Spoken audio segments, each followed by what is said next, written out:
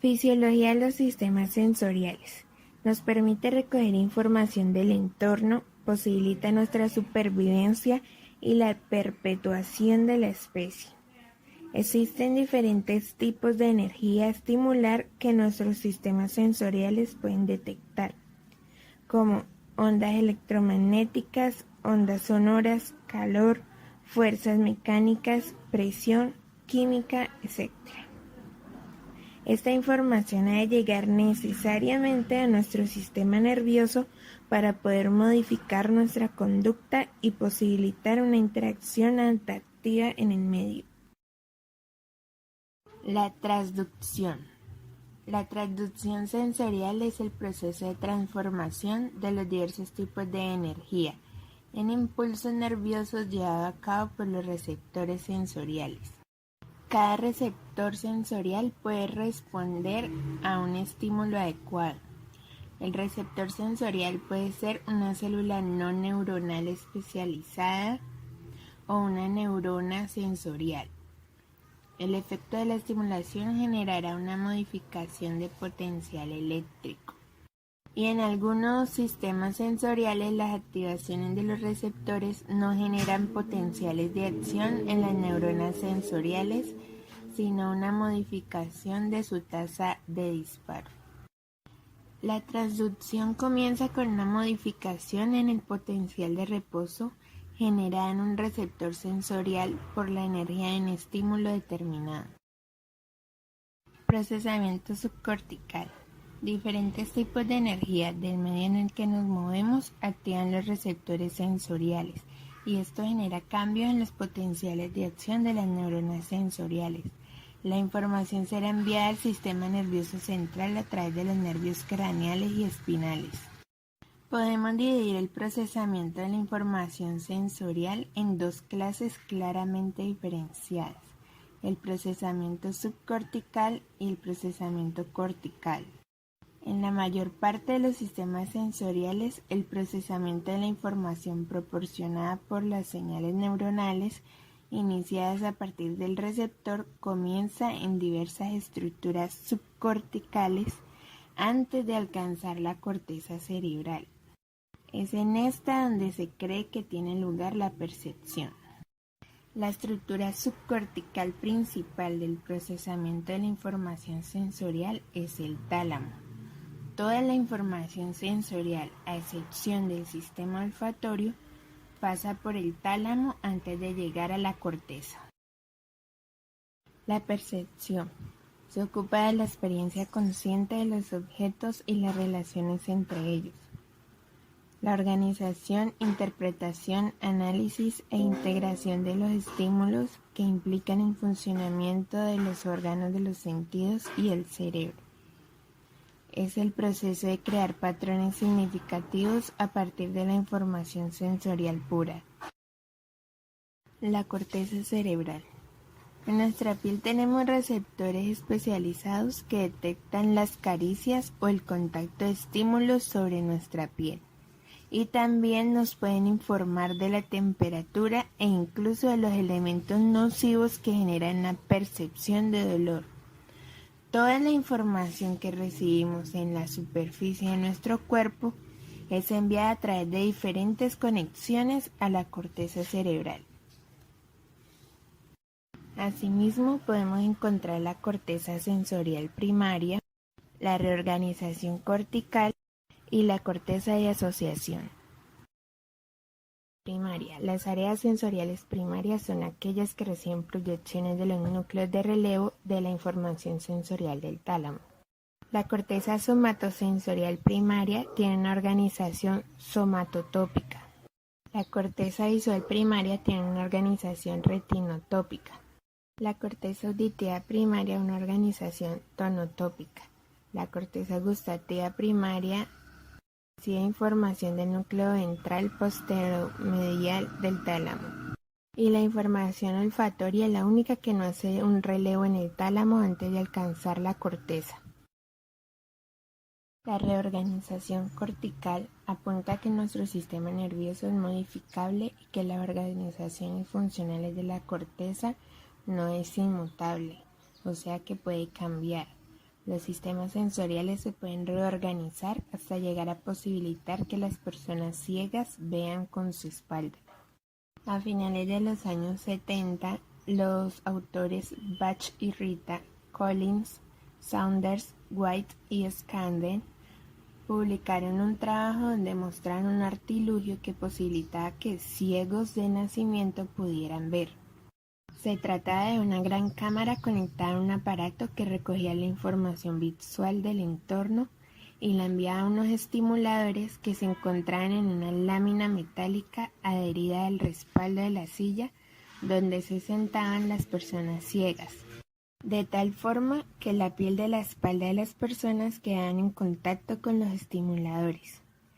La información visual recogida por la cámara hacía vibrar a los estimuladores que tenían las personas ciegas adheridas a su espalda y provocaban una estimulación táctil en función de la imagen captada. Mediante este artilugio, las personas eran capaces de distinguir objetos, reconocer caras, etc.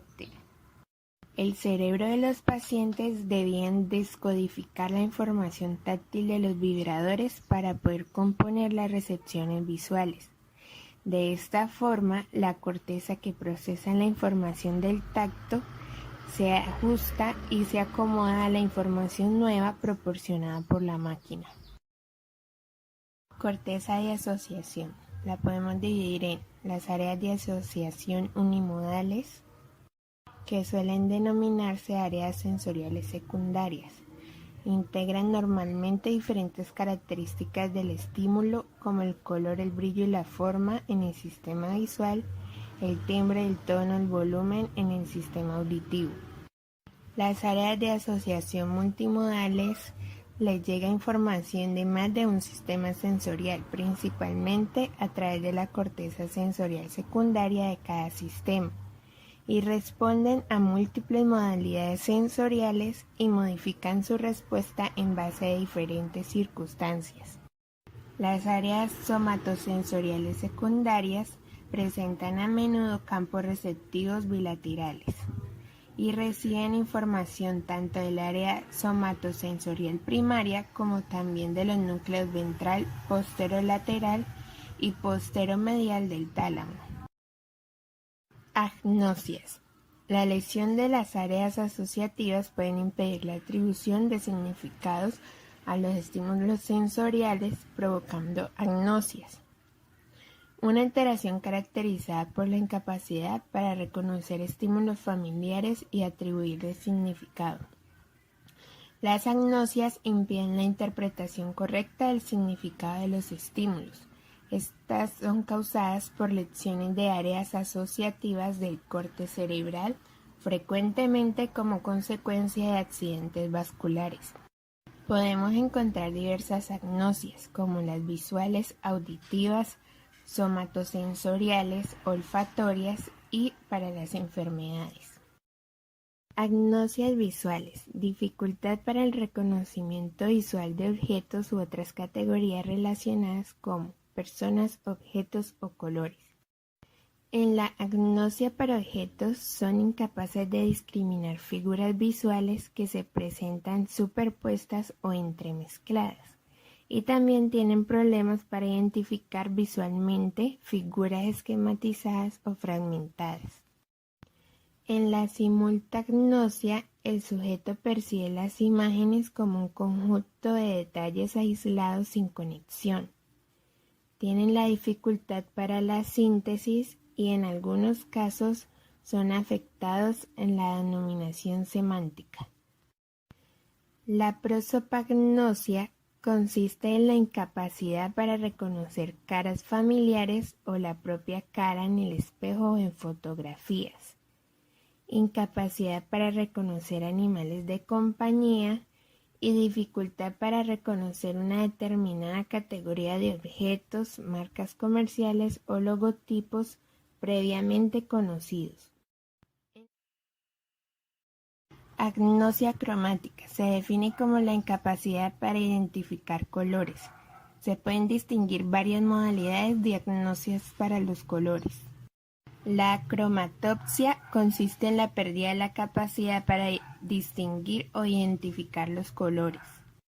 Si es leve, se percibirán los colores con menor brillo y menor intensidad, y si es grave, la percepción será de tonos grises.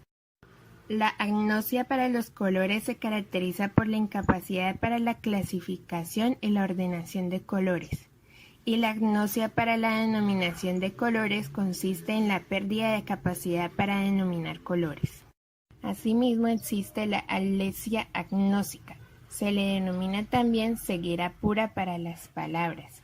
Pueden escribir espontáneamente o al dictado siendo incapaz de leer una frase. Y la agnosia para el movimiento se caracteriza por la imposibilidad o dificultad de reconocer un objeto cuando éste se encuentra en movimiento. Agnosias auditivas es la dificultad para reconocer el significado de los estímulos acústicos no verbales.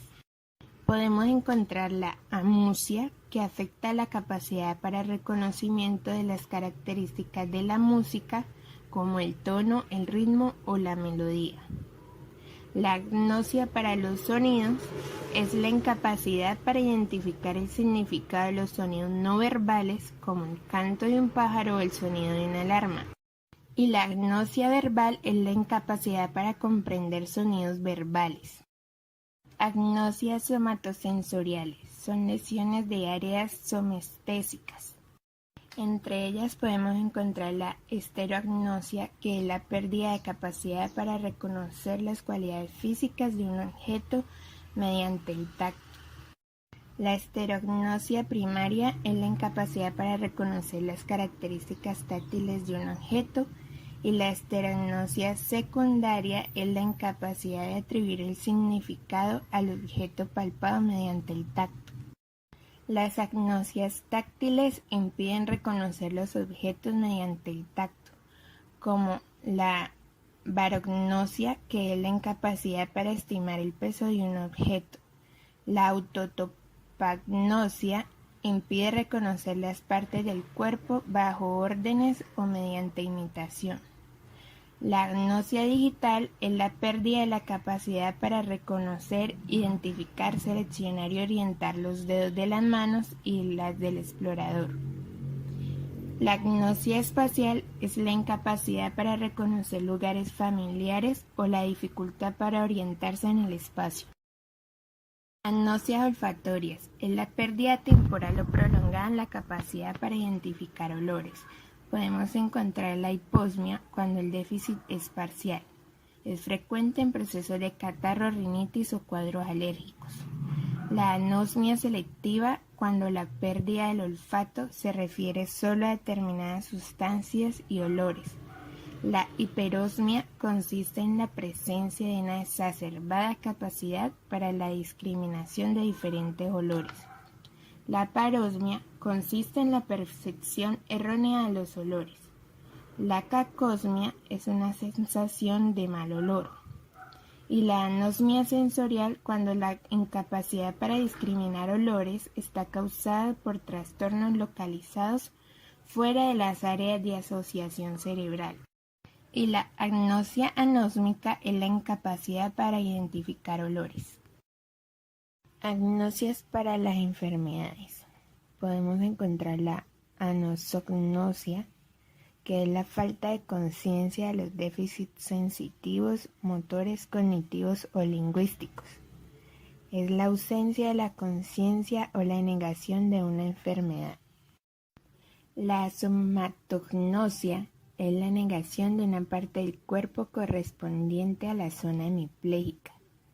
Es la pérdida de conocimiento o del sentido del propio cuerpo y del estado del mismo. La anosodiaforia es una modalidad de somatognosia ligera que se caracteriza por la falta de suficiente conciencia de la enfermedad neurológica. La misoplegia consiste en la exacerbación del sentimiento de enfermedad neurológica y se caracteriza por respuestas de odio o rechazo hacia el miembro paralizado. La somatoparafrenia es una percepción distorsionada de la enfermedad neurológica y se caracteriza por la atribución del miembro lesionado a otra persona. Y la analgognosia es la incapacidad para la comprensión del dolor. Esta es causada por las lesiones del hemisferio izquierdo.